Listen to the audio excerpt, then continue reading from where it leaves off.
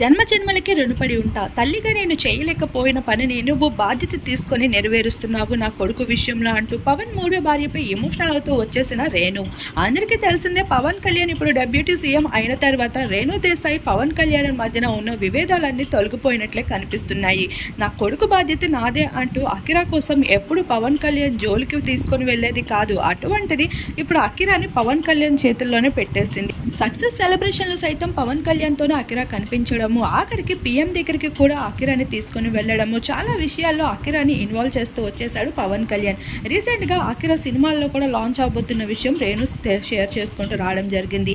అయితే ఇప్పుడు పవన్ మూడో భార్య సైతం అకిరాని కన్న బిడ్డలా చూసుకుంటూ రావడంతో మెగా కుటుంబంలో నా కొడుకుకు ఒక స్థానం ఉండాలన్న కోరిక ఈ రోజుకి నెరవేరింది అంటూ రేణు అయితే సోషల్ మీడియాలో చాలా ఎమోషనల్ అవుతూ వచ్చేసింది.